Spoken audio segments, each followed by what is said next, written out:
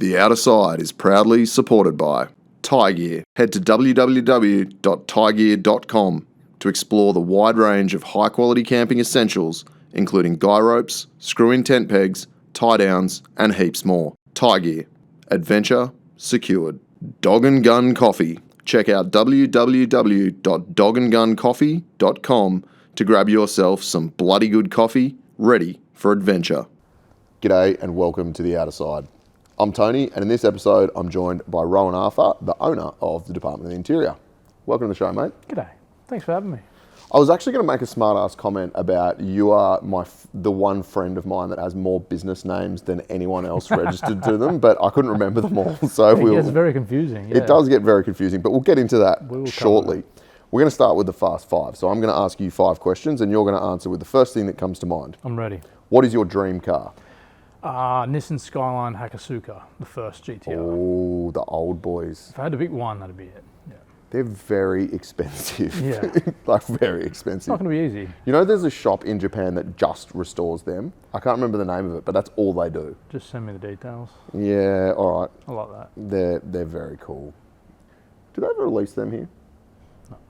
No. 69 to 71, so no. It's just cool. They don't make cars like that anymore. Nope. If you could have an unlimited supply of one thing, what would it be? Oh. VDJs. FTEs. No. I could make some comment about VDJs because, like, you need an unlimited supply because they keep dusting Yeah, themselves. right. But oh, okay. I'm playing that game. No, I'll say maybe kindness or generosity. See, this is why you're the nicest person I know. Following on from that, are you friends with Bad 179 because you feel sorry for him? Not at all. He's coming here tomorrow, and he's an elite fighter. So I'm going to say no. Yeah, but to be honest, when's he leaving? Yeah, he'll be here for 2 weeks ish. Okay, you should be safe because this will be released after he's already left. But he has been practicing elbowing people, so yeah, probably for the best. For anyone who doesn't know who Bad 179 is, consider yourself lucky. Favorite band or music artist? Oh, man. There's a lot, but if I had to go like all-time favorite, probably Eminem. Yeah, I was hoping you were going to say something a little bit gangster rappy because I see a bit of that coming through on the stories and I approve. What would you eat for your last meal? Be Japanese. Maybe like sashimi. Clean. I like it. Japanese food is probably the best cuisine, I reckon. And I mean, I like all food, but I think Japanese is the winner. They've got everything. I eat it every week. That'd be it. Yeah. Yeah, good. Simple. I like that. They were very wholesome answers. Even when I was like leading you down the path of saying something offensive, you just don't have a mean bone in your body. And I like that about you. No, I love Nathan. So. He did not pay me to say that. I hope he does though. Yeah. Yeah, he should. He should pay you for your friendship. Anyway, so mate, you own the Department of the Interior, which is all encompassing with consoles.com. Loaded Drawers and Ergo Drive. So despite my smart-ass comments about your multiple business names, they all do different things. You did your research? I did do my research. So where did that business start? Like, it's been around for a long time? Yeah. So my dad started Car Console Supplies in 1975. So 50 years this year, actually. Wow. And we started building drawers in 2002. And then we gave that side of the business the name Loaded Drawers probably around the time we did your 80 series. Okay. So like, I don't know, 2019 maybe? Yeah, I think it was... 18, 19? End of 18. We were at Carlton. Yeah, it was the old shop. Yeah. And then 2016, like I've always been interested in Recaro, and 2016 we became a dealer for Recaro. And then we named that sort of brand Ergo Drive about the same time as Loaded Drawers. Yeah, right. And so consoles that you do now, is that probably the closest to where the business started? Yeah. So like Car Consoles is the biggest brand in the business, and that the manufacturing techniques and the way we build things is the same as day one. So like 1975. Wow. Like materials are changing a little bit, obviously, and obviously machinery and technology changes heaps, but like the principle and how we construct and how we upholster those products is exactly the same as a product that you would have bought in the 70s. Yeah. That's so cool, man. Yeah, it's pretty So wild. 50 years, eh? Yeah. That's a really big milestone for an Aussie business. Yeah, and especially like I think I sent you the photo of Dad in the late 70s building consoles. So he started the company in his parents', so my grandparents' garage, single car garage in Oatley. Yeah. And he's got like a makeshift bench and patterns hanging out everywhere, like Holdens and Fords and Chevy patterns. And in that day, he was making floor consoles only. Yep. So you get, Holden Tirana or a Commodore or whatever, Valiant, whatever it might have been. They don't come out with, hardly anything between the seats. And if it was just kind of plastic, brittle plastic. So he would take that out, build something with cup holders, armrests, gauges, all of that sort of stuff, cassette players. That's the best. And yeah, like we're doing the exact same thing now. So we find a car that is lacking something that's a popular make or something that we're passionate about, and we form a solution and we enhance the interior with accessories that people want. Yeah, that's so cool. And I suppose when you think about it, like, because I had lots of those old cars, because I'm showing my age, but like it was a carpeted trans tunnel, right? That's right, yeah. There was nothing there. Yeah. It was just a gap with a handbrake sticking out of it, Super right? basic, yeah. And if there was something there, it wasn't good quality or it wasn't what you wanted to have. You wanted to have, your gauges and all that sort of stuff. Yeah, right. And so I guess the console part of the business has like remained constant. Insofar as it's still like fundamentally the same thing. The models have changed and the focus has changed. Absolutely. So it's changed a lot in terms of when we started, it was all two-wheel drive stuff. Yeah.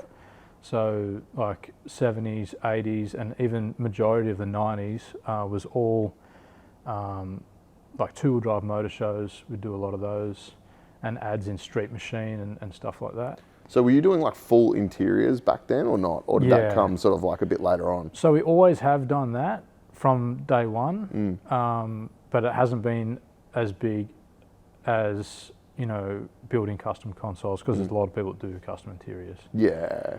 But the manufacturing techniques and the time and the effort that you put into templating and pattern work and making a perfect prototype, with multiple revisions is something that motor trimmers don't tend to do. Yeah. So when they can buy something off the shelf that's completely done, then, it was a good solution. And that's where I guess like, in my experience, a lot of motor trimmers, it's sort of like one-off stuff, right?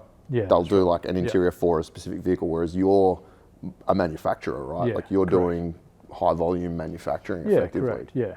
Generally, and especially these days, we won't really, it's just not feasible to do a one-off. Unless I ask you. Yeah, that's true. But don't tell anyone. That's not an invitation to anybody out there. No.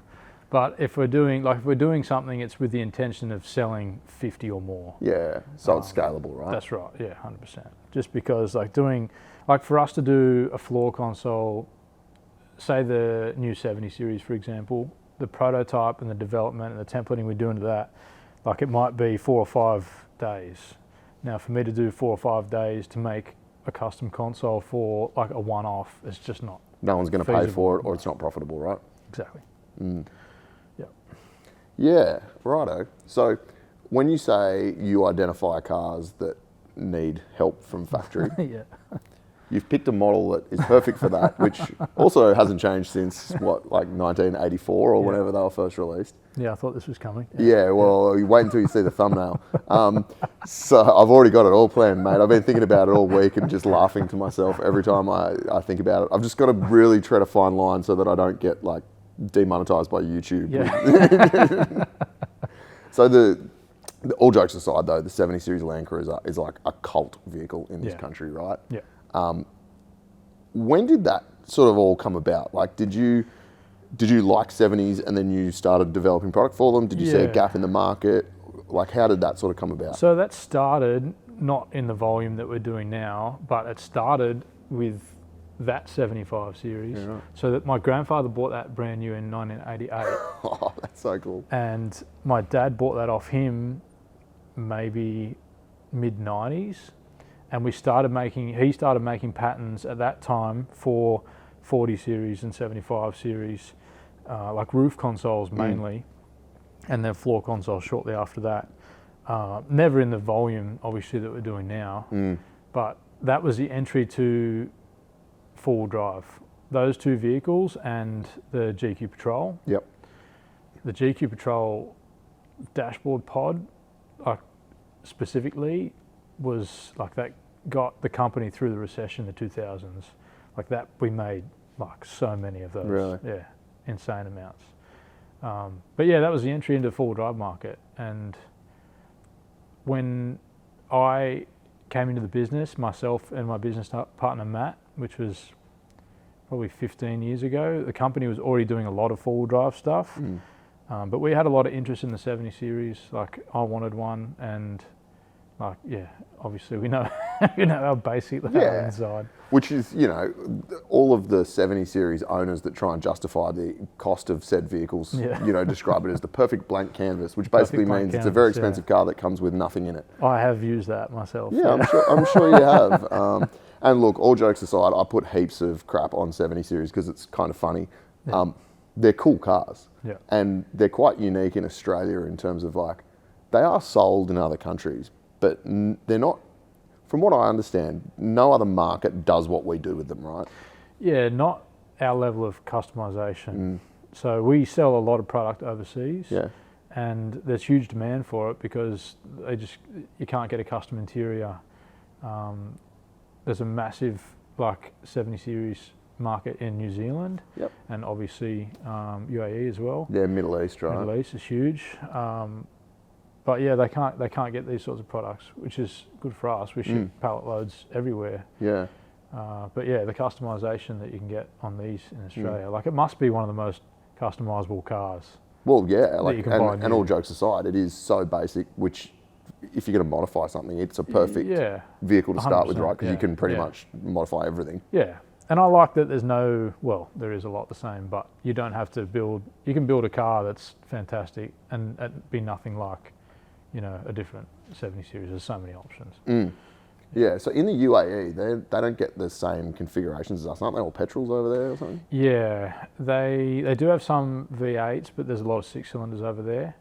And it gets a little bit tricky. Obviously, they're left-hand drive. Their shifter position, the 6 cylinders in a different spot, so it's a bit harder for the floor console. But the majority of our right-hand drive products are compatible with the left-hand drive models, bar a few.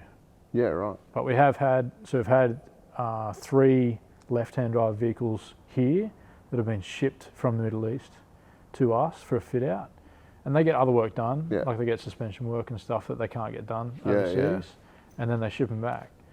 And so we've been able to take all of the left-hand drive patterns that we need to virtually service any 70 series around the world. Yeah, right. Yeah. That's pretty cool, man.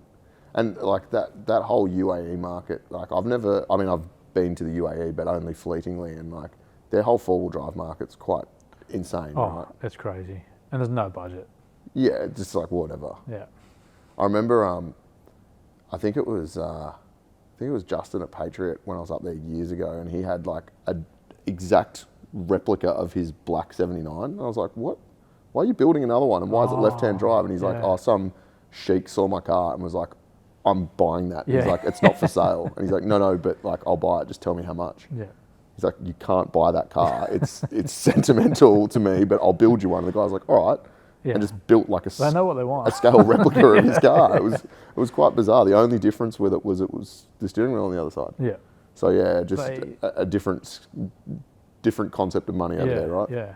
Australia, like our manufacturing here is like top notch to them. They never question anything about any products. They just know that all of the good stuff comes from Australia. So yeah, and I'm finding that more and more. Like, you know, talking to people from other countries, that we've got such a strong reputation for building like high quality and really robust four-wheel drive products, right? That's right. Because they're like, oh, you guys are crazy. If it can handle Australia, it'll be fine for us. Yeah, exactly. Yeah. So when you said like, when your dad started making consoles for cruisers, was it more roof consoles than floor consoles back there? Yeah, well, yeah, he was doing floor consoles, but it was more roof consoles, because in that day, most of them were bench seat models. Yeah, right. As well. Like the bucket seat models started coming out sort of more in volume in the 2000s until 2009, so just pre the original facelift. They were like, the majority when it went to of them, a V8, right? Yeah, the majority of them were, or 2007, the majority were like bench seat models, so you couldn't put a floor console in them unless you did a Recaro conversion. Yeah, which wasn't. Yeah. And would you say, like, back then, it was, a 70 was still predominantly like a country vehicle, like a farm vehicle? Or were they starting to come into like the four-wheel drive touring, wheeling market? Because I feel like that's only maybe like the last 10, 15 years that it's really like blown up the way it is now. Yeah, it's massive, obviously. If you go back and look, the best way to see like the transition is go back and look at the magazines from like 2000 to 2005, and you can really see them like starting to target the 70 series in the magazines, and like you know, towards the four-wheel drive industry with accessories and bull bars and stuff like that. I think it was always big, but obviously it blew up. Yeah. Well, yeah, I'm trying to think back, like, I suppose the old, like, what is it, a 78 Troopy or whatever, the ones with the narrow front on them, they were around, right? Like the Malcolm Douglases and stuff. Yeah, that was kind of like the progression from the 40 Troopy to that. Yeah. Was it a 75 Troopy or 78 or whatever it was called? Yeah, 75 series is that shape, but in the troop carrier. Yeah. I don't know much about Troopies except for dream catchers and dream catchers and roof conversions is all I think about when it comes to Troopies. I'm going to offend a lot of people with my comments. Yeah, that's fine. So when we talk like roof consoles, is that still a thing? Like, massive, yeah. I mean, I know you just built one for my 80 and I love it, but like I remember the sort of like the T-shaped roof console was probably when I first got into four-wheel drives, like that, I'd notice them and it was always like the CB hanging down. That's, you know, that's unusual. Yeah. Like with the XRS range and stuff like that, obviously there's an opportunity to put your UHF on your dashboard and your console behind your glove box. Yeah. But the roof consoles still hold up because we've got, you know, your storage openings, USB charging points, LED lighting. Like the 70 series doesn't come with any, like one really average light. So I had to have LED map lights. I'm digging a hole here. To have LED map lights, and like I use mine for a charging dock, so the storage will be up there with the USB socket, so I can charge my tablet, GPS, all that sort of stuff that you want to keep up off the floor, like what we did in the 80 with the storage pocket. And it's so funny because when I asked you to build a roof console for me, it was specifically so I could have a second Red Vision screen, which is like completely extra and unnecessary. This is also like, people will be probably at me in the comments because I'm always talking about like, no, go back to basics, simple camping, and I'm like, let's put more Red Vision screens in the car. But look, it's a show car, right? But when you put the storage up there and USBs, I was like, I don't need that. I've got USBs everywhere in this car, and I use that so often because it gets everything out of the way. Yeah. Like the head torch lives up there, and it can be on charge, and I don't have cables everywhere, and it's like, it's quite usable. The only bit of feedback that I can provide to you on behalf of my wife is that the interior lights are now too bright. Oh, okay. So when all of the lights are on, she's like, why is it so bright in here? I'm like, it's awesome, you can see, because an 80's the same, right? Like terrible little... globes in there. Nah, I'll put a dimmer in for you. We've just got to be careful which ones we turn on or off. But, you know, I think even in an 80, it's a pretty comfortable car from factory. But like what you've done to the interior of my car has made it way more comfortable, but it's also modernised it completely. Yeah. So, you know, it's not just about 70s missing stuff. It's like an 80 can be made to be so much nicer than it was from factory. That's right. Yeah. I mean, the seating, sound deadening's a big one. What do we do? Black carpet, door trims, roof console, floor console. Having that armrest between the seats is a big thing because I don't think the 80 series... No, it's really low. Yeah, factory armrest is very low.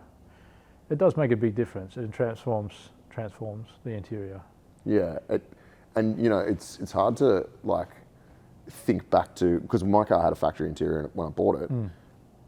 It's hard for me to remember how different it was before, and, like, how noisy it was. But every now and then I get in it, particularly when I go from the GQ to that, and I'm like, wow, it's really quiet in here. Yeah. Like it just absorbs all of that sound with nice carpet and all that sort of stuff. It gives you everything that you would get in a 200 or 300. Yeah. Yeah, and I mean, I daily drive that car, so it needs to be comfortable. Yeah, that's right. I drove a 200 recently for a few days up in Brisbane. Hayden from HD Auto lent me his car, and he's like, I reckon you'll want one of these by the end of the week. And I gave it back, and he's like, so do you want it now? And I'm like, nah, I want my 80. He's like, yeah, but your 80's not, it's not normal. I'm like, no, it's nice. Yeah, that's right. But we'll see how the interior looks in about a month's time after it's done 3 weeks in the Cape. I'm sure I'll get a call or a message. Got some good carpet cleaning products. My heart always skips a beat when I get a call from you, because I'm like, oh no, what's he broken? What did you say in Brisbane? If you want something tested, you just give it to me and I'll that's break right. it. Yeah, good. I'm glad I have that reputation. If it makes it back from Tasmania, I know it was built well. I remember you put a really nice set of Recaros in the GQ, and then I think it was like 3 days later I sent you a photo of them covered in mud, and you called me straight away like, what is wrong with you? My detailer rang me. The guy that did the ceramic coating rang me, and he's like, is that the seats that we just worked on? I was like, yeah. Yeah. That's Tony for you. It's got to get used, man. It's got to get used. They're underwater, yes. They have been underwater. They're holding up. So the Recaro side of the business, that's an interesting one for me, because I was a streetcar kid, and I remember going to Auto Salon in 1994. Yeah. And like Recaro, Does that make you feel old? Yes, I am old. But I remember even back then, like Recaro was a brand that you'd go, oh yeah, okay, that's legit. Yeah. It's got some like amazing heritage, that brand. So how did that sort of come about for you? So we used to sell another seating brand, and the lead times got to like 10, 11 months. And I've always wanted to deal with Recaro. I just didn't think we were like a big enough company to do it. And we hit up the Australian distributor, and a few years later we're a premium partner for Recaro Automotive now. And like, it's a brand I've always been passionate about for the same reasons. Like, you go around and the best cars all had Recaros in them. Yeah. And that's how it started. We were just really passionate about the brand. I saw a big market for them in 70 series, obviously, but in GQs and most cars that don't have airbags in the seats. And I think there's probably 8 or 10 models of Recaro seat that are suitable for the 70 series. So that's been a huge thing. It just pairs well with what we're doing in the car already. And like, a big part of that side of the business is in like Euro and JDM as well. Okay. So we're doing GTR Festival in a couple of weeks. Yeah. Like the Skyline Festival. Yeah, SPN, I'm going to miss that one. And that'll be like, that's a massive show for Recaro. It's and we've got quite a few staff that are really passionate about like the JDM or the track and drift side of things as well. Yeah. So, yeah. That GTR market is just insane, it's mental. Talk about like no budget. Yeah. It's incredible. But I suppose when you're paying like 100K for a stock 32 GTR, like $5,000 for some seats is pretty affordable, right? Yeah, right. That's right. Yeah, there's some mental cars out there. Like, people think that four-wheel drive owners spend a lot of money. Like, oh man, JDM spend just as much. Yeah, it's unbelievable. I mean, I was always an RB head, right? Like VL turbos and Skylines. But like, I remember, again, I'm showing my age here, but like, a mate of mine bought a 32 GTR for $20,000. Yeah. I'm like, we should have bought a number of those back then. Like, just bank loaned it. Well, if only we knew, right? We never knew. But that car, like, GTRs have always had a cult following, but I feel like now it's just insane. Yeah. Insane. Yeah. And like the numbers they're pushing out of them. Oh yeah. Yeah, yeah. Forget about it. Blows your mind. Yeah, like, I remember 500 horsepower street cars being like pretty staunch. Now these guys are like, oh, it doesn't make 1,000 at the tyres, don't worry about it. Yeah. It's like, what is wrong with you people? But it's cool for you, I suppose, to have like two completely separate parts of the market as well. Yeah, like four-wheel drive slows down, you've got the street car stuff to focus on. And but like both industries are always busy, but it's kind of, it's good to change things up a bit. I quite like getting race cars in. A lot of them you can't drive, so we get cars dropped off on trailers, and that's a lot of fun. You can't drive them because it might it might kill you. Yeah, that's right. Yeah, that's pretty cool. Yeah. It's do you get like, I mean, I think I know the answer to this already, but like, there's obviously a fair bit of creativity that goes into this, right? So like, when you get a new job that you haven't done before or a new vehicle, like what's the design process? Like, are you sketching it on paper, or are you just sitting there looking at it for ages? Are you doing like cardboard aided design? What's the sort of process? So we'll get a new car in, and like and I suppose we've got the luxury of working on cars that we're passionate about, really. Except for Nathan's. Yeah. You're doing that because you have to. True, no. But we get a car in, we just have a look at what it's lacking. Yeah, sit in the car. The process from the start is all hands-on. So we'll find, an area that needs improvement, jump in the car and take some cardboard patterns and start building like a really basic prototype of what the finished product's going to look like. Then we'll take those patterns and digitize them. So we use a digitizing board like, I don't know if you ever had the smart boards at school. Do you have smart boards at school? No, mate, computers were only just getting invented when I was at school. Well, your audience will know what a smart board is. Yeah, I'm sure they will. Basically a big whiteboard that's digital. So we'll sit we didn't have them, mate. There were still chalkboards in the classroom when I was there. I remember because being an ADHD kid, the teachers used to throw the dusters at us. Oh, nice. When you were allowed to do that. Yeah. I think if your teacher did that now, they'd probably go to jail. Yeah. Back in my day, that was allowed. That'd be on the news. Yeah, fully. Also, though, we used to get caned, so that gives you an indication. Wow. I remember when they banned the cane, but unfortunately it wasn't before I found out what it felt like. You got a few? I got caned, yeah. I can imagine. Got hit on the fingers with wooden rulers by teachers. That was a favourite. Oh, nice. Yeah, then I don't think they can do any of that stuff anymore. No. I probably deserved it, though, to be fair. Hannah's a teacher, and I can't say. She's also too nice. She doesn't strike me as the type to be hitting children with pieces of wood. No, probably not. So a smart board. Yeah, so a smart board. What is it? It's like a... Now that I've educated you what a smart board is. Yes. It's a whiteboard that's digital. So we'll set a pattern on it and trace it, and that'll upload that file to CAD. Yeah, right. And then we can modify it, and then we can send it to CNC, cut that piece, or a range of pieces, and assemble a basic prototype. And that might get 4 or 5 revisions before we have a finished prototype, and then put a product into production. But yeah, that's the basics of it. Our rear side consoles for the 70 series, those little pockets that go down the side. So we knew that obviously you needed some cup holders in the back seat of that vehicle. And we were fitting a roof console in, and I just stuck my water bottle like down the side of the seat while we did it.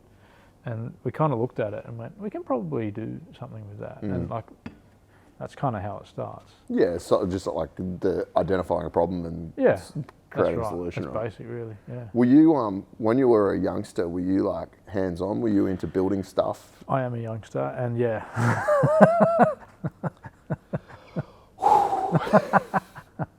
When you were younger than you still are. Yeah. Okay. Good. Oh dear. Yeah, absolutely. So, like through school, especially, I built a drawer system for my youth at school, for school projects. I always enjoyed building furniture and that sort of stuff. And then I did a year of industrial design at uni, thinking that I would be building more fun things, not thinking I'd be stuck behind a computer screen for all the year, and quickly dropped that.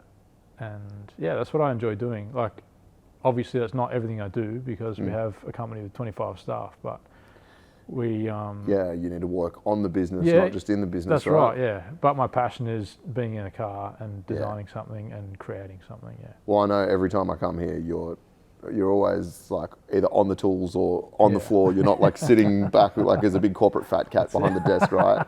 You like to get your hands dirty. I'm not good at paperwork, you know this. You are terrible at paperwork, yes. But I think that's so good, and like you can see the passion that you have for the business. Like you can see that you're still so excited about what you do, and like, I think that's reflected in the products and the work that you churn out. That, and I've been lucky enough to have my business partner Matt. He is like the polar opposite to me.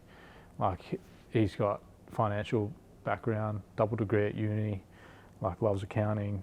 loves all, like everything that I am not good at, Matt is like excels at. So. And you need that, right? You need the balance, because if you had 100%. Two people that were like enthusiasts and passionate about doing the work, nothing would get, heaps of stuff would get done, no one would get invoiced. That's it. You'd be making heaps of products and no money. Yeah, that's right. We're going backwards all the time. Yeah, that's pretty good. Yeah.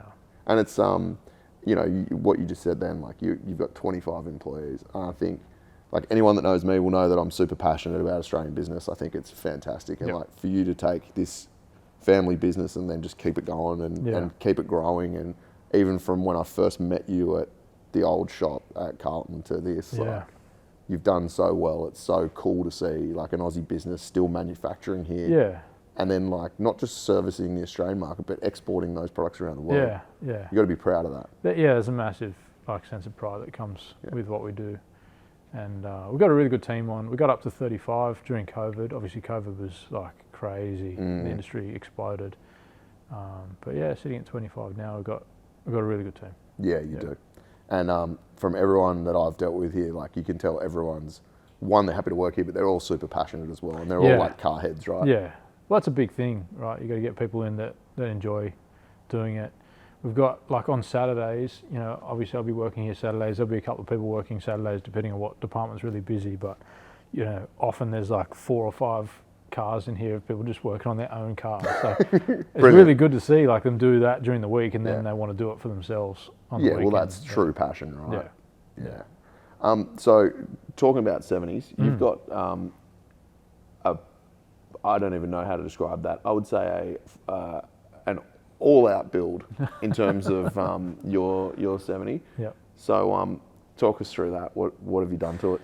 Yeah, so we bought that in 2020. Yeah, 2020, and that went to J-Max pre-rego, diesel power. Got some engine work done pre-rego, and when it arrived here, we kind of just went to town on building the interior. So we developed a lot of products in that car. Yeah. The interior has been out in and out like dozens and dozens of times. But it's been really good to have, obviously that's the most popular vehicle we work on and we have worked on for probably the last 5 years. So it's been really good to have access to that car to make new products. Like we have probably 20 or 25 products available for that one model. So it's been invaluable in that sense, just having a vehicle here to prototype in, to scan, to develop new things, to test fit new products, that sort of stuff. And then it's been huge for obviously being able to get all the content that we need on it too. Probably doesn't get used as much as I'd like it to, but we'll get to that. Yeah. So coil converted rear from J-Max. Yep. Engine work. Yep. What is it? 4-inch 35s GVM. 4-inch 35s, 3900 GVM. Probably could have gone 4200. It's probably sitting maybe touch over GVM. You don't have to admit to that on this show. No. We just don't weigh cars around here, and that's fine. It's under GVM. Norworld train canopy. Yeah. I love that product. Yeah. I love everything about Norworld. Fat bars, front bar. GME gear? Yeah. Put GME gear in it. We actually talked about this now. You would have to be one of GME's oldest customers. Yeah, I'm not very you old. Specifically, but your company. I reckon you would have to be one of our oldest, like longest standing customers that we've had in the business. I would say so. We've got magazine clippings from, I'm going to say early 90s, but potentially mid 90s of our products with GME Electrophone written on the corner. Well, you sent me an invoice the other day that was still made out to GME Electrophone and my accounts team rejected it. So that gives you an indication of how long we've been dealing with each other. Yeah, well. But, I think it's so good, like, again, family-owned businesses supporting each other, and it's just cool, man. Like, you're such a, like, your business is like this, I don't know, advocate for Australian manufacturing, and you recommend good quality products, and so what you churn out is then like people get a good experience, which is fantastic. Exactly. Yeah. All the time, effort, and investment in that 70 series, does it drive as well as a stock 80 series yet? I haven't driven a stock 80 series. Does it drive as well as my 80 series? I love your 80 series. This is a tough question to answer. It's a top heavy tourer. It's a lot heavier than the 80. Probably not heavier. Oh, I'm not going to disclose how much my 80 series weighs. okay. It is within it's heavier, GVM. but it's a bit top heavy. So I'm going to say no. How does it drive? Like, all jokes aside, like Push the accelerator. yes, I get that part of it, but like, do you think it's a nice car to drive? I know you've got like you've been able to drive lots of different cars over the years, and Yeah. like, do you enjoy driving it? In the period where you have a good wheel alignment, then yes. It's a 4-inch lift on It 35s, drives mate. nice. Does it drive nice around corners at speed? No. Yeah, that's not what it's good for, right? But that's not what it's good for, yeah. It is a tourer. Like, I don't do any crawling in it. I don't do... It's too nice to do that, man. Yeah. It's a display car at the end of the day. In fact, I've probably put it in four-wheel drive more to test fit products than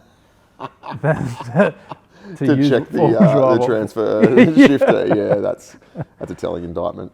Yeah.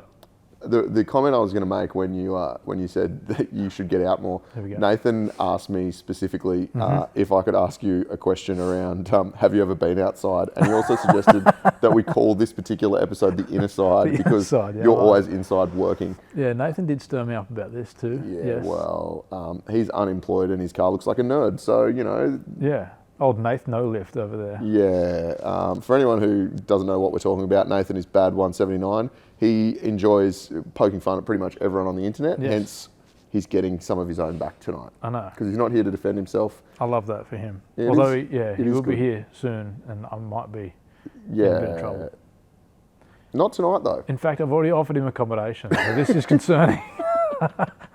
Just let him sleep in your rooftop, Let's in the ute. let's launch this one after Nathan leaves. Yeah, no, that's definitely going to happen. If he's in Perth, I'm happy.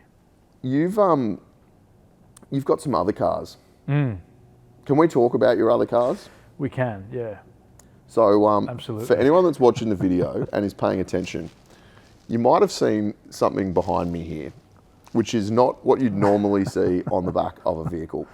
It's a prop. It is a prop. What is this vehicle? This is interesting. This is the first time this car's been out for a number of years, so I hope you feel privileged. I do. I've only ever seen the back half of it under the covers. I gave you a little teaser about 6 months ago. Yeah. So this is a 1983 RMA Amphi Ranger. So it's an amphibious four-wheel drive. Of course it is. My dad bought it in 2001, I'm going to say, maybe 02, and started restoring it. And it is 95% finished, Yeah. I'm going to say. And yeah, it needs to be finished. We've got to get it across the line. It's a German manufactured vehicle, boat, car, not sure. I don't know what it is. What does it say on the rego papers? That's a good question. I don't know. They're just like unknown. So RMA is the manufacturer, is Yeah, it? RMA. So it was originally built for. So RMA built the car for themselves. They built 70, and they basically service pipelines, and they needed something that will drive on the land and then through rivers and then through half land, half river, and then a bit of everything. So they had a lot of trouble, obviously, doing what they were doing with a boat or a car, Yep. or a car towing a boat, and they needed something amphibious, which there was on the market, but not in a four-wheel drive. So not with front and rear diff locks. So this is twin locked, Yeah, 4-wheel drive yeah, with a stern drive. yeah. Z-drive. yeah. I love that. So what's the engine in it? It is it's not the factory motor. It came out with a 4-cylinder, but Dad put a V6 Ford Cologne in it. There was a lot of debate about putting a diesel in it, but what was available was a bit heavy, Yeah, okay. and the guys that did it ended up sitting a little too low in the water at the front. Yeah, right. Have you considered a 350 horsepower FTE? Yeah, we should probably do that. I reckon you should. Yeah. Okay, so the engine obviously drives the wheels, but does the same engine drive the prop? Yeah, so there's a transfer case in between the front seats and basically, converts power to the prop. So you've got 2 transfers in there? Yep. What? Okay. When was this made originally? 83. Oh, wow, okay. And are they still making them? No. They only made 70, and between like 83 and 86 is when they ran them, and that was it. They made the body so it's a full aluminium body and hull. and then parts from virtually everywhere. So they built the car out of, just anything that worked. So it's like an Ineos Grenadier. For the body that they made, yeah. It's a 1983 Ineos. I keep making smart-ass comments about Ineos, but I actually love them. Yeah, they're really cool. I'm not going to lie. I was looking at one last night, the red quartermaster on Portals. I'm like... Wild.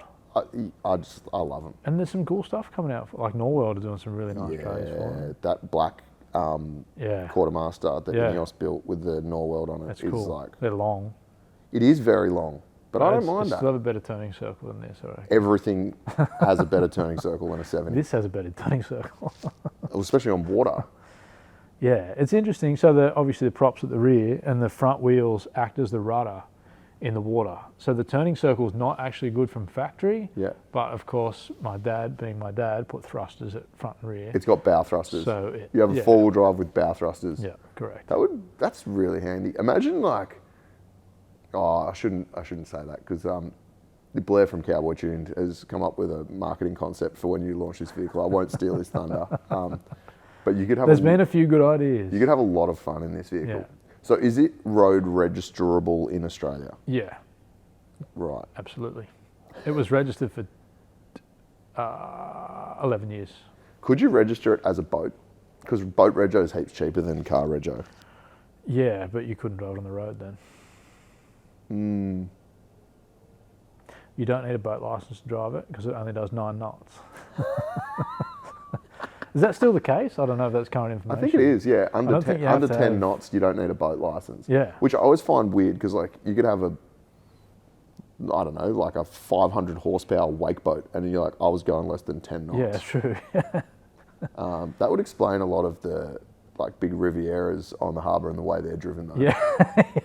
Never licensed. Never had a license, no. But it does, it does plough through the water. So when I was looking at these, after you showed me, because I'd never heard of it before, there's another one called an amphi cruiser, which is like a sort of similar but different. Is there anything currently in production even like this? Not that I know of, no. I don't know of any other four-wheel drives. There's a lot of like sports car looking things that you see like kind of tourist attractions. There's some on the Hawkesbury. I saw one the other day that's like a little yellow convertible. It looks like a Honda S2000, but it's a speedboat. Yeah. And I really had to do a double take. And there's been some like VW Beetle conversions and like backyard jobs. Amazing. But I don't know of any other four-wheel drives, no. Can we put like a whole bunch of marine products in this, like EPIRBs and we could have like VHF antennas on the marine roof? side and an auto. Split it down the middle. That's the boat side and the car side. So, I mean, for anyone that's watching, or sorry, for listening, you're not going to know what we're talking about, but for the YouTube audience, I'll put some photos up of this thing because it's... What did you say? It looks like a nerd. It does look like a nerd. From the front end, it does. I reckon. Looks like it spent a bit too long in the library. And it looks like it skipped leg day too. Because obviously you put fat tyres on it, it won't steer in the water, right? Yeah, and you've got like drag considerations. Yeah. So cheese cutters it is. I think that's just... I just love it. Everyone talks about like game changers in the four-wheel drive industry, which don't exist. This is a game changer. Yeah, maybe that'll give me the motivation I need to finish it. You have to. You've got it out from under covers now. We're about to reveal it to the world, so you've got to finish it. All right, for everybody out there, make sure that you harass Rohan every time he posts something on the internet about where is the nerd car. That'll be every comment. Yeah, every comment. Where's the amphibian? No, we'll do it. All right, and we'll launch it. I always wanted to partner up with the guys that do like temporary pools. They'll drop off a pool for like the summer. I always wanted to partner up with one of them and just park it in the pool. Why don't you launch it at the Sydney Boat Show with GME? We could do that. Get a marina berth where they've got all like the big Rivieras and like Maritimos, and then just have this bobbing away in Darling Harbour. Yeah, we could do that. Put me in touch with someone. Yeah, I think I know a guy. I've always wanted to take it to the boat ramp and just like find a hill and just scream out like the brakes have failed and just watch everyone like make sure it's a really busy one. So what's the go with it? Like, can you literally just like drive it down a boat ramp into the water and it just goes? Yep. You say click the transfer, engage the prop, and away you go. Yep. So obviously the prop doesn't sit there. It's got an electric motor that lifts it up and down. But yeah, you can just drive it straight in. When you finish it, can we go fishing in it? Absolutely. I would love that. I think that's a great idea. Can you take it offshore? Fishing in Recaro, has anyone done that before? Yeah, so actually funny you asked that because someone drove one, no joke, you can look it up, from the top of Australia to Indonesia. Yeah, and now he lives there. No joke. Yeah. He lives there because he got shipwrecked. Maybe he died. No, yeah. Insane. What's the fuel capacity of one of these? I don't know. So he would have had to be refueling. Oh, yeah. He would have had a lot of jerry cans in it, I'm assuming. I hope that he had comfortable seating. That's wild, dude. I can't imagine. I don't know, and I won't know until I drive this in the water. I haven't driven this in the water since 2003 or 4. When you were 8? Yeah, and it was in the paper. Yeah. There were so many people on their balconies, like binoculars everywhere, just wondering what was happening. But I've always wondered how you would go on a river crossing with moving water. But you have bow thrusters, so... Yeah. Mate, or start 100 metres up the river. 360s. Yeah. So there was 70 of them made in Germany. Yeah. Are there many of them in Australia? There's 2. Yeah. One of them is not on the road. And yeah, my dad's best friend bought one after he bought one. He bought his off Rene Rifkin and it's not on the road. So as far as I know, in terms of one that's nearly complete, this is the only one in Australia. Serviceable. Yeah. I love that Rene Rivkin bought one. Yeah, that's random.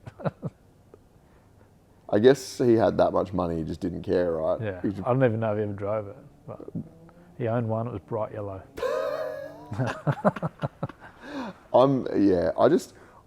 I love cars and I love boats. So this is like I just think it's so amazing. Yeah, well, you've got an invite on the maiden voyage. Guaranteed. It is it's an exciting car for me to finish. It's been a hard car to work on because it was my dad's project and he put a lot of time into it. Customizing everything, like everything stainless, custom exhaust, custom fuel tank, super gearbox, obviously a custom interior, which we've got to finish, got to change a few things. There's a custom hard top and a folding soft top. So yeah, bar work. Obviously, there's a rear bar that goes right behind you, front and rear winches. He put a lot of time into it, and it's a shame you never got to see it finished. Yeah. But so I suppose it'd be like quite emotional for you working on this car and bringing it to life again. Yeah. Yeah, because one of my first jobs was cleaning at Carlton, the original factory. Yeah.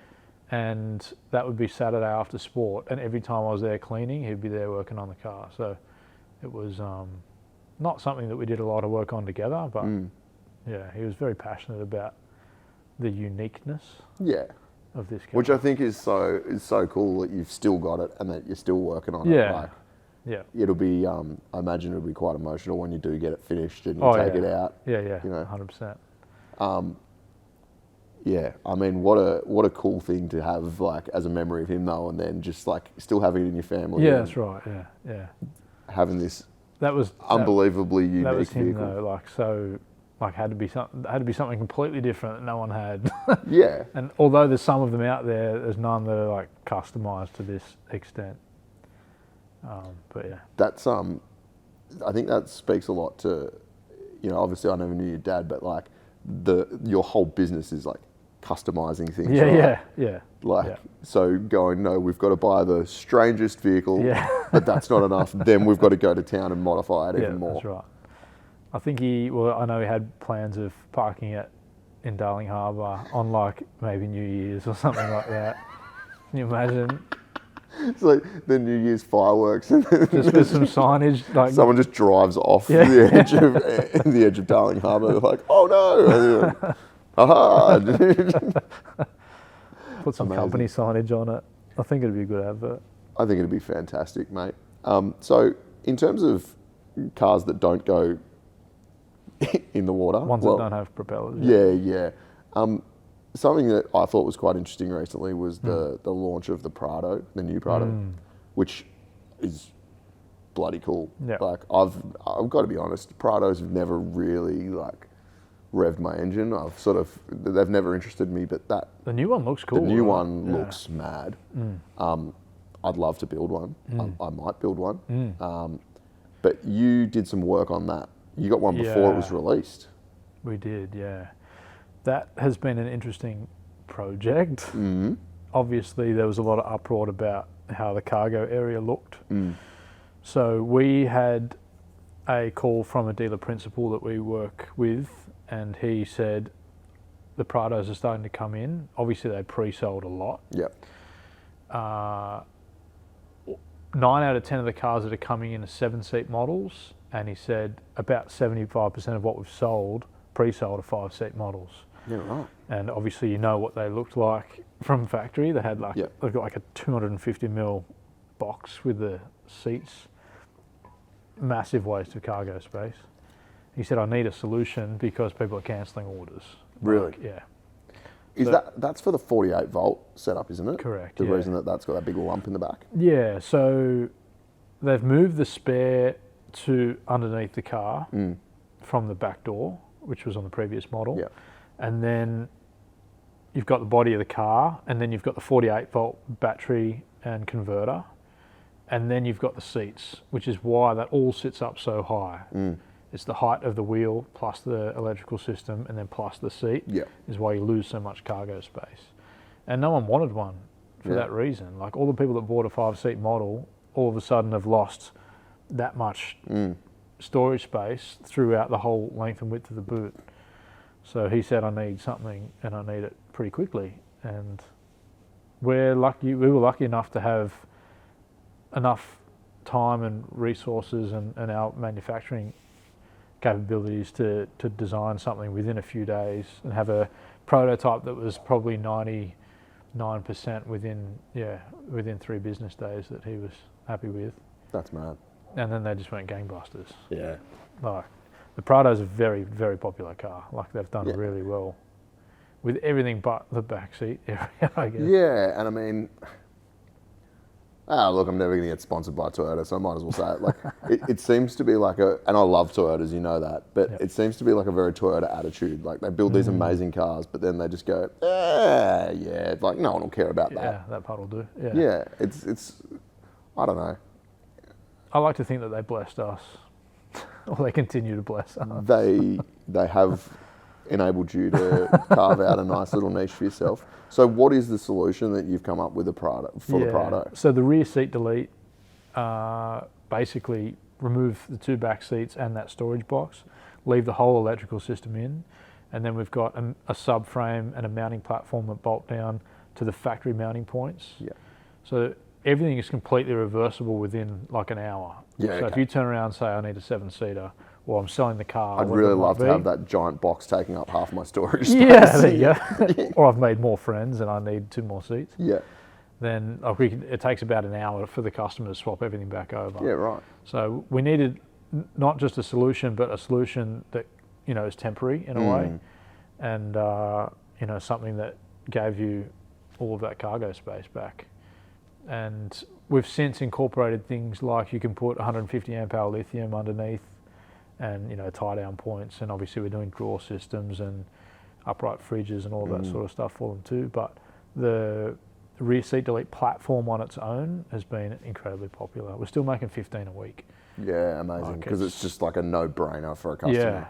Yeah. So we've just done our 300th platform, and when do they come out? December, I think. Yeah. So, yeah. That's very cool. And I think, like, again, it's something that you should be super proud of, that a Toyota dealer is willing to reach out to you and say, hey, I need you to modify this brand new car that I'm going to sell. Sort this out for me straight away. Yeah, because I mean, what car dealer ever is like, hey, yeah, you should modify these brand new cars before I sell sort them. this out, yeah. Yeah, it's been interesting. And we sell to dealerships all over the country.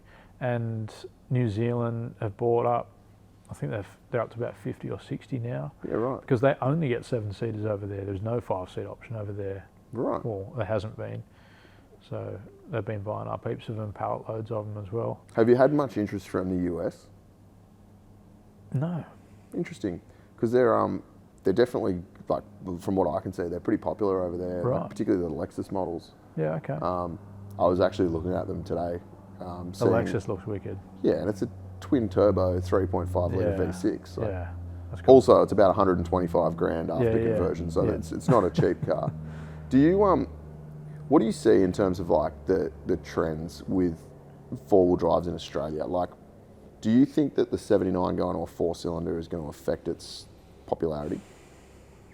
I think a lot of people buy the 70 series or bought the 70 series because it's the toughest car on the market in terms of it's a V8, you know, and the 4-cylinder, I've driven a 4-cylinder a lot, not one that's fully loaded and not towing, but the 4-cylinder is really nice to drive, but you don't get the same feeling as you do. I'm shooting myself in the foot here. You can't thong slap it. Yeah, that's right. Yeah. So I think that market that just want the dominance of like a big V8. Well, it's not really even a big V8, but a V8. Yeah, the V8 noises and solid axle manual, like it's 100%. Yeah. But in saying that, I was super impressed with the way the 4-cylinder drives. And that's with the auto. That's with the auto. So Hilux, obviously motor, Hilux gearbox. They're pretty impressive. They're much easier to drive. They're a lot quicker on a vehicle that's not carrying a lot of weight. As I said, I haven't driven one with a massive canopy on it. Well, and like the 79 is slow from factory, right? Like once you tickle them and give them, you can make power. Underpowered, yeah. Yeah. So very conservative tune. Yeah. I guess like when you compare that to a modern, I guess you'd call it 4-cylinder, they'd perform quite well. Yeah. It's just whether or not they'll produce the same torque, right? Yeah, but I think Toyota they'll lose, that portion of the population that just wanted it for that reason. That was, a tough car. Yeah, because V8. But they're also bringing in, like, the customers that we're seeing with the 4-cylinders are customers that we haven't seen before in a 70 series. Yeah, right. So you've got people that were going to buy, maybe a Hilux or a Fortuner or an Everest or something like that are coming in for, a customizable platform. And an auto. And an auto, correct, yeah. Because like, what's an auto conversion on a 79? Yeah, 30. 30 grand. Yeah. So, and some people just don't want manual cars, right? And that's still super popular. We make 4 auto consoles a week for the conversions, for V8 to auto conversions. For manual to auto conversions, yeah.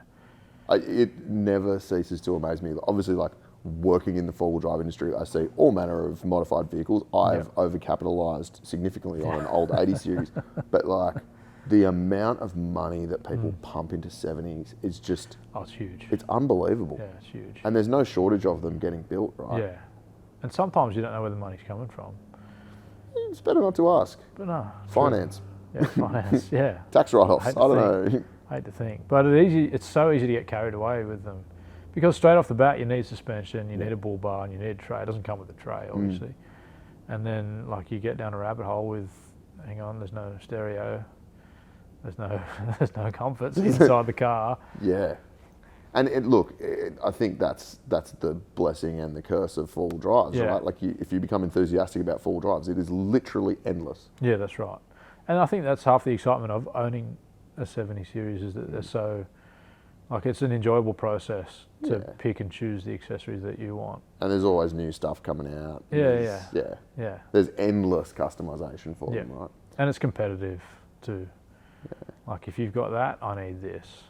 Oh yeah, there's a lot of that. Like who's got the toughest 70 on the job site? Yeah, 100%. Yeah, or at the caravan park.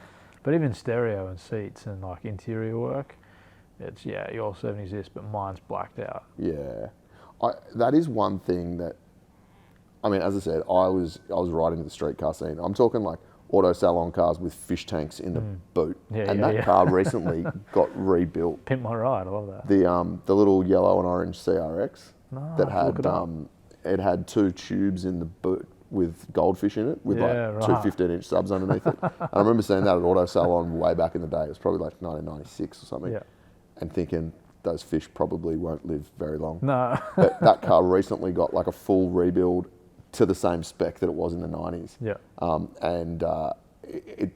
I guess back then, those cars were over the top in every single way, right? Yeah. Like TV screens in the mirrors and like just dumb stuff. But the interiors were unbelievable. Yeah.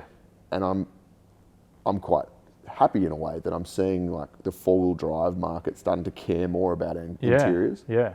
Because I think for a long time, like people would go all out on a 4-wheel drive and it'd have a stock interior. Yeah, it'd be horrible inside. Yeah. Yeah. Even like, we're seeing like a peak in people wanting to do custom stereo work and people like appreciating like higher end audio as well. It used to be like I shouldn't say a brand, put a cheap set of speakers in the doors and like I'm happy just to get some volume. And now it's like you got more people that are educated on, staging and having your tweeter and your high frequency up on the pillars and let's put a sub in because we've got no low frequency in this system and like effective mid bass with good sound deadening in the doors and like even to the point where people are interested in how you're constructing door pods, whether they're plastic or whether they're actually made with like a high density material. So like we're seeing more people wanting to spend more money and more people that are more educated in like the stereo side of things too. I'm so glad that we've got onto this topic because we just unlocked your inner audio nerd and I could see like the excitement building in you. Did you have a passion for good audio before or has it come because of the demand from the customer? Yeah, so my first car, and this is before we were doing audio much at all, my first car was a 99 Holden Rodeo dual cab. And all I wanted to do was put it on 22s and put a good stereo in it. Like mini truck? Yeah. Yeah, sick. Yeah. And this is pre my interest in 4-wheel drives. Yeah. And yeah, like I experimented and blew speakers and like it worked out, what an enclosure does and how volume affects, your bass response and that was quite interesting learning that yourself. And then I ran in, like along the way, obviously I ran into people who are like, absolutely incredible at doing car audio and have been doing it for, 30 plus years and learn a lot more from them. But yeah, I was always interested in doing that. From when I bought my car, which was when I was on my L's at 16. Man, I've always been into, like I love my music and I've always had like in my street cars, stupid systems and like 15-inch subs and monoblock amps and all of that sort of stuff. But like, I guess back in those days, back in my day, it was when like MTX was marketing really heavily. They built like the Hellbus, that combi that had like 20 18-inch subs in it or something stupid. And like, it was all that decibel drag racing and like Fusion had just started doing like car audio. Motor X was huge. You almost count around those Fusion aliens at the shows. And this was before Fusion was like the marine brand that it's known as now. And back then it was like, I remember going to shows and it was just who could build the biggest, gnarliest sound system. And then you sort of, now I think, I guess that might still be a thing, but now people seem to be caring more about audio quality than like how many subs can I jam into a vehicle. Yeah, no, 100%. You'd see the Civics with like 12 speakers in each door. Yeah. Motor X, I think it was at the Superdome, that was huge. Yeah. And that's when Alpine was like peaking as well. And like every car had, 10 to 15 speakers in it. Yeah. But yeah, we occasionally get people wanting to put maximum amount of speakers in a car, but there's a lot more people educated about, speaker placement and what sounds good and what's a waste of money. And, Well, when you built the interior in my 80, I had 2 speakers in the front doors and 2 speakers in the rear doors. And I remember you saying to me, just put 2 in the front with a good set of tweeters and it'll stage it better or whatever. And I'm like, okay, whatever. I don't know what you're talking about. But the sound quality in that is unbelievable. Yeah. And again, like 33-year-old car or whatever. Yeah. And, you know, yes, it's got a sub in it, but like the quality of audio in that is amazing. Yeah. Yeah, Nathan's car, sorry, we're going to talk about bad one again. Yeah, Yeah. he doesn't deserve this. Maybe not. There's a lot of, he should be paying us for this.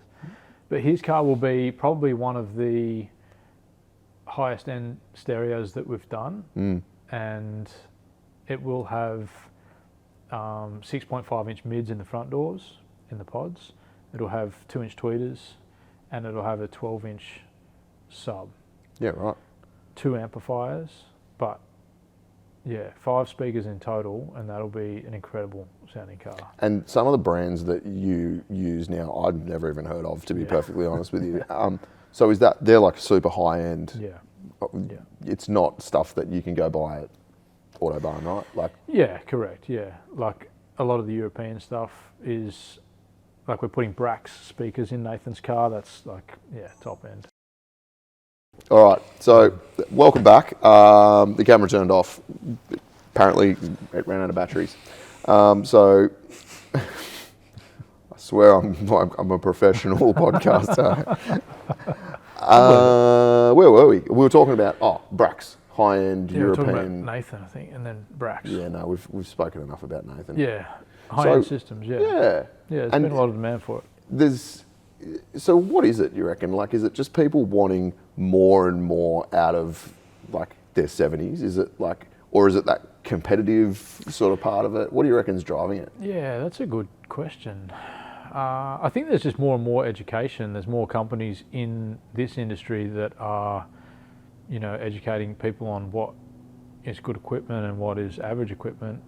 And there's like, you can get, like, there's obviously so many different brands, it's overwhelming, but if you're following the right accounts and listening to the right people, you can get a really good system for, not a lot of money. Like, yeah, we didn't spend crazy money on mine, and it's still like amazing compared to what it was. Yeah. Compared to a factory 80 series with paper cones and speakers, right? Yeah, and I think people are starting to realise that it's not all about the speaker that you're buying, it's also the deadening that you put in the door. Yeah. And as we were talking about the speaker pod construction, your speaker placement, we can get like cheap components to sound pretty good if you're positioning everything right and if you're building proper enclosures and stuff like that. Yeah, nothing will kill good audio like a rattle or like that sort of tinny reverb. Yeah, but that's been quite big, and that's why we put so much time and effort into how we construct our speaker pods, and we do so many revisions. Like, they bolt to the door now; they're not just clipped on with the door trim, because your bass response is that much better. And obviously the door deadening kits that we offer to make it easy to virtually turn your door into an enclosure. Yeah. But there's a lot more appreciation for higher end audio, and I think it does get a bit competitive as well. I'm gonna go out on a limb here. I'm guessing whoever invented the 70 series is probably dead because it's been available for like 100 years. But I wonder if like the Japanese Toyota executives ever look at the Australian market and just shake their heads at what we've done to 70 series, right? Yeah. Because it was built as a utility vehicle, right? That's right. Like an agricultural utility vehicle for carrying weight and going for 1 million kilometres. Yeah. And then they must see them like yours with like beautiful Recaro interiors, amazing audio, and just be like, what is wrong with Australians? People spending like another 1 or 2 times the car cost on accessories. I'm sure they'd love it. Yeah. Last question from me. This is something that I've sort of pondered and chuckled at. The most recent 70 series. Yep. Like, well, it's the same car, but they changed the headlights and called it a new car, and put really disgustingly ugly large indicators on the side of it. They basically made it look like that again, which is cool. I noticed there was a little console on the floor of that car, like a shifter surround console for the auto, And then you see like a few cup holders sort of starting to find their way in. Yeah. Do you reckon Toyota's looking at the aftermarket and going, oh, there's demand for this, maybe we should give it to them? I don't think so, because they had the opportunity, and they actually made a console in the new auto model. Yep. Right? They had the opportunity to do something pretty cool, and they didn't. Yeah. So the shifter, I don't know if you've seen the new auto shifter, like Yeah. the factory position. It's like the high aces. Yeah, it's weird. Like up on the dashboard here. Yeah. And no one likes that. No. And the back end of the console is just what they've been coming out with since 2007, and then they've just joined those two together into one console. So there wasn't a lot of development that went into that. I don't think there's been much development in that car. No, which I'm not complaining about. Well, it's great for you, right? Don't go adding a Mr. Toyota, if you're watching. I know you're watching. Yeah, and I'm sorry about the comments that I've made. Please sponsor me. Please remake the 80 series, but with an FTE in it. You'll sell heaps of them. I swear, I'll buy one. Well, on that note, I've basically just ruined any chance of ever working with Toyota. Yeah. We should wrap it up, mate, and I'll let you get on. But thank you very much. I've had a good time. That flew by. I'm glad. I'm glad that you didn't go, that sucked. I really hated every minute of that. But no, man, it's been really cool to get a bit of an insight into your business, and I appreciate you sharing with the audience like a little bit about what goes into it. I'm sure they'll appreciate it too. I hope so. Awesome, man. Thanks for having me, mate. Anytime. You are welcome anytime. Unreal. And we will see all of you next time on the Outer Side.